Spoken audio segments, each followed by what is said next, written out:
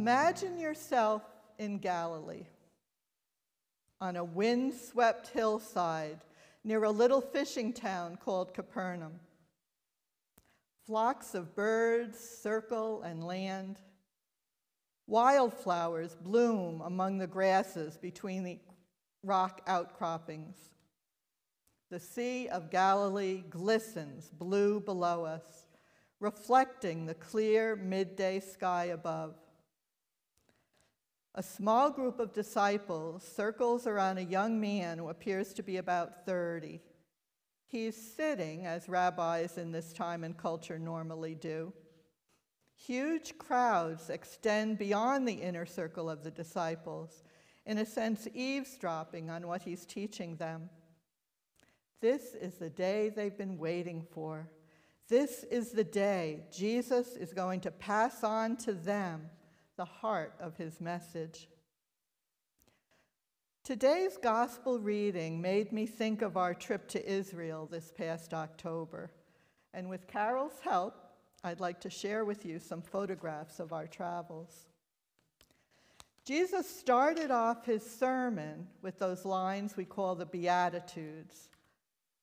And at the believed site of Jesus' sermon, there now stands a beautiful church. But it's still possible to picture what the scene looked like 2,000 years ago. Jesus presents us with two powerful images that imply two fundamental questions of life. Who are we? What are we to do?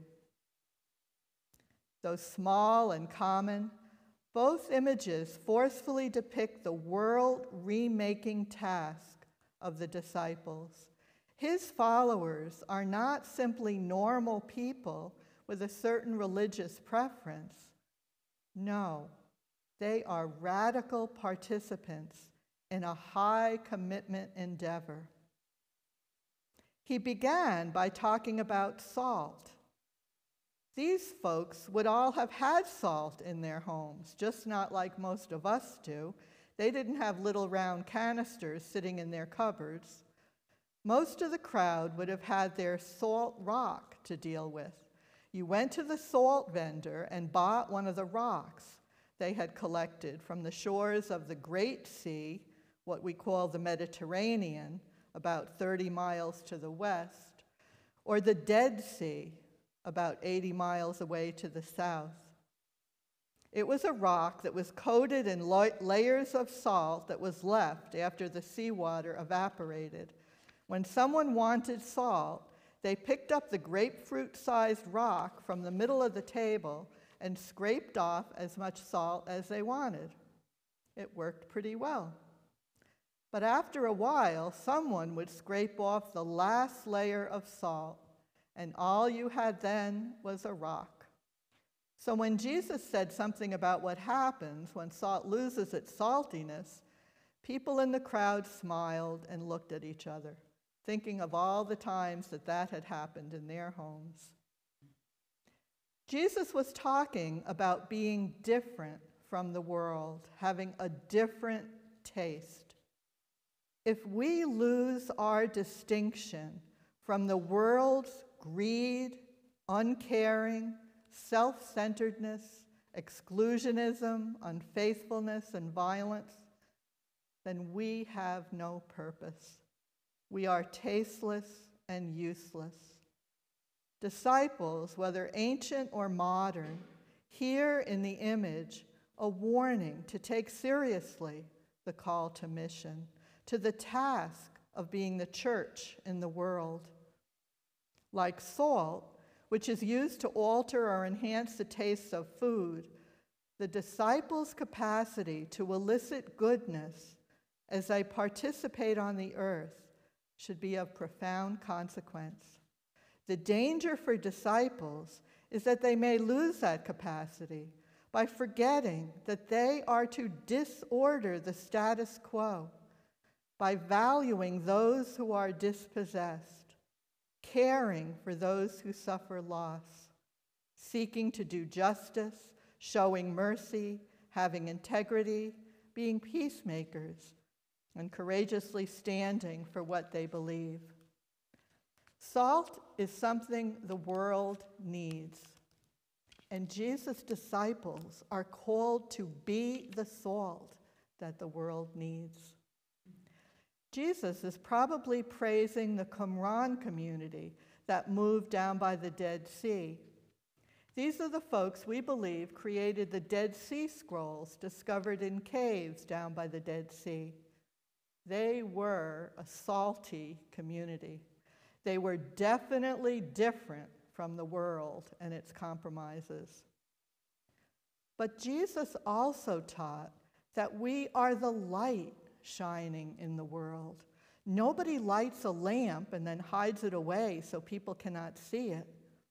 The problem with the Qumran community was they were hiding their witness.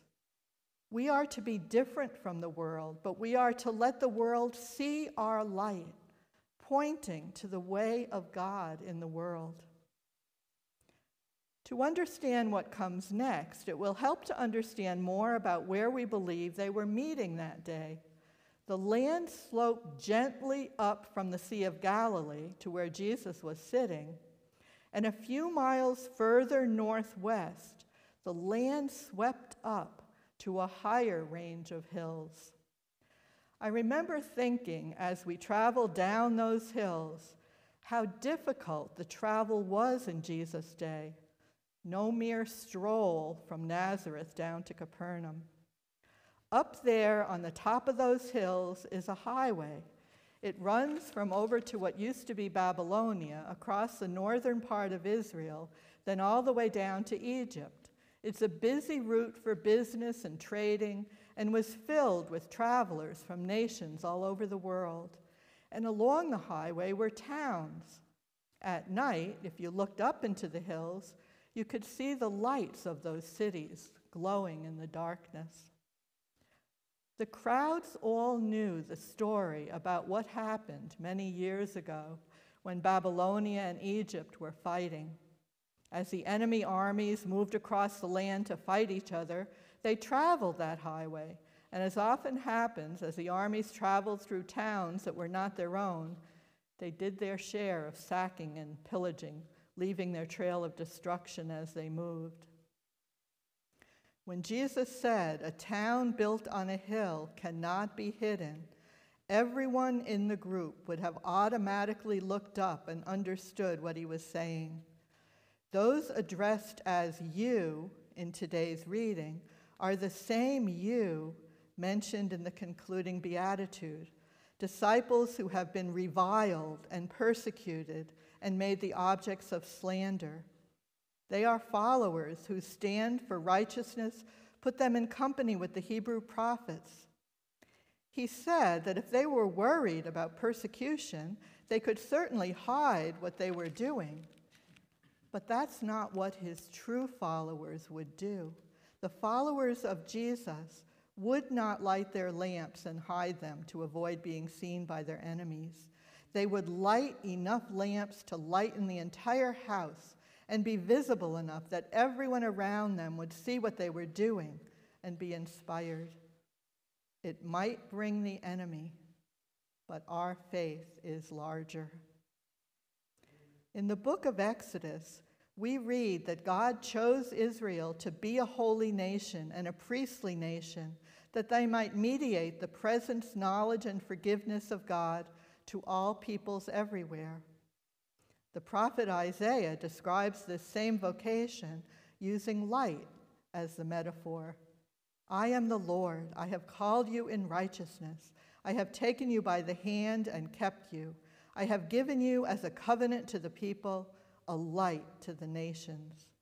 And I will give you as a light to the nations, that my salvation may reach to the end of the earth."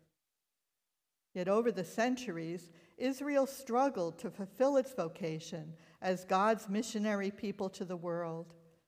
Jesus came to call Israel back to being Israel, to gather together God's people and equip them with the Spirit that they might finally fulfill their vocation as beacons of light in a world shrouded in deep darkness. The listeners of Jesus have a role in the divine strategy of addressing the nations. They are affirmed as a part of God's plan for bringing light to the world. The work of discipleship is specified as good works that are visible but give glory to God. We are invited to a public ministry, to deeds subject to scrutiny. These are deeds which have the character of witness, a missionary function, in that they point beyond themselves to your Father in heaven. The world desperately needs God's people to be salt and light. The people of God must live in such a way so as not to lose their saltiness. If those who know God lose their saltiness, then what will become of the world? The people of God cannot lead covert lives. Their light cannot be hidden, but must be on display for all to see. In a sense, the Sermon on the Mount is a charter for how the people of God live in the world as salt and light. The ultimate goal is that God's people will live in such a way that when others see their good works, they are drawn to God the Father and give him the glory. When we drift from understanding and living out Jesus' essential message of the kingdom, we become like flavorless salt or a blown-out light bulb. So boring, people just walk away. Our choice is clear. If we want to be his disciples, we won't be able to simply coast along and conform to the norms of society.